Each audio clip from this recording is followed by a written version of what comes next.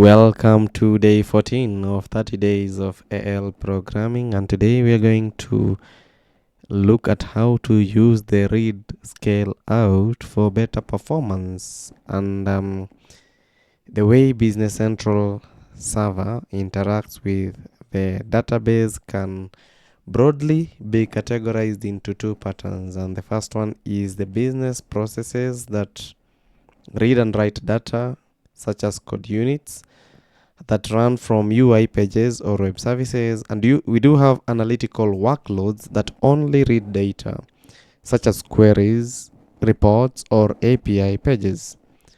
So where business process transactions typically are frequent and small transactions from analytical workloads typically read many data and run for a very long time. So mixing these two types of transactions in the same database can often lead to performance problems, and so the analytical transactions can cause locking issues, which in turn impose waiting time for business processes. This condition may also disrupt the data cache in the database. Data will essentially be moved from the cache that speeds up business process transactions. And now we can look at the high availability architecture. And so if you run BC database in a high availability architecture, you can use the built-in read scale out feature in Azure SQL database or SQL server to load balance read-only workloads. Read scale out uses the capacity of a read-only replica instead of sharing the read-write replica, also known as the primary database. This way, read-only workloads like reports, queries, and API pages are isolated from the main read-write workload. So it only applies to reports, queries, and API pages. So they won't affect the performance of business processes, and as an added bonus, read-only workloads will run on a dedicated database and the performance will be better. Yeah, because we are using a replica instead of now the primary database for analytical transactions, and especially transactions that don't need real-time data. We can substitute using the primary database. Instead of overloading it, we can load balance it that way, and it's a huge plus in performance improvement. Ni Tech na Msangi ya jishinde.com. And how can we be able to enable the read scale out? We have looked at the different objects that have that property. The property is basically database or data access intent, and we have two options. So the read only is intent to access records but not to modify them. Read only reports can run against the replica of the database, leading to improved performance but preventing modifications to the database records. And as well, when we look at, so it's enabled for reports but not pages as well. So if the report contains modifications, then it will throw an error. Remember, this is only for reading. So if the report has modifications, there's no need of specifying the data access intent. And if the page also has okay, before we go to the pages, even the query, the property is the same, data access intent, read only has the same. And if we had to say read and write is intent to access and modify records. So that's the difference between read only and read and write. The same with API pages. So if we say read only, the condition is the intent to access records but not to modify them.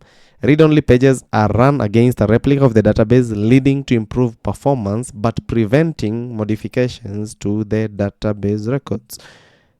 But now, this property can only be enabled when the editable property is false. So if it's not editable, then the data access intent can be read-only. So for the online version of BC, it's enabled by default, the access intent, because we do have a replica running. But for the on-prem version, just a minute. So for the on-prem version, you need to confirm if it has been configured either in your SQL or SQL Server or in your Azure SQL database to confirm if the property has been enabled. So you can also override the database access intent in reports, pages, and API. What is it called? Reports, pages, and reports, pages, and queries. API pages specifically. Not all other types of pages is not allowed. It's only in API pages. So we can be able to manage, an administrator can have the access to manage the database access intent, because there's a page known as the database access intent list that will enable us see how the pages are being accessed. So if we go to the database access intent list, we can be able to see the reports and the pages and the intent that has been set out. So if we edit the page, we can change it from the default to either read only or allow the write from this, so the administrator can control the behavior. So even if the original has been set to maybe read only, but could be that report needs real-time data, real-time to an extent that is so real-time, then then the administrator can be able to control how the access will be. And it is basically it's basically pointing it either to the primary database or the replica. And while connecting to SQL Server, you can also choose to connect either to the replica or to the primary via the options. And if a query is being sent to SQL, the access intent property will basically be able to determine whether we are accessing the primary or the replica. And the same way with Business Central Online, we do have the database access intent list. Database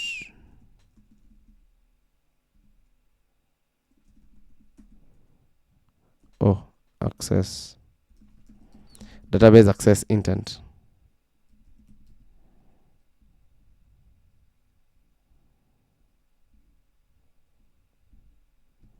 Access intent. The page is missing here, I don't know why, but I'd opened it.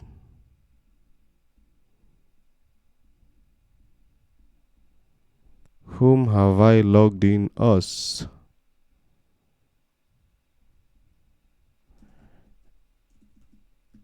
Access intent.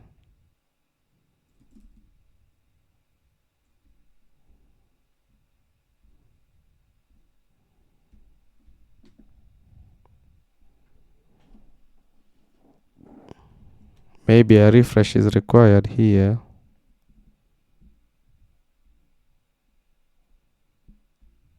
Okay, here it is. Don't know what has happened to my online environment, but that's where we can be able to manage the properties as a super user. So yeah, this is a property that we should basically leverage to improve the performance of our system. So that's it for the video today. I will see you in day 15 of 30 days of AL programming, and here is our database access intent list. So see you in that should be day 15 of 30 days of AL programming. See you there and stay tuned. If you enjoyed this video, make sure to like, subscribe, and ring the notification bell so that you don't miss the next one.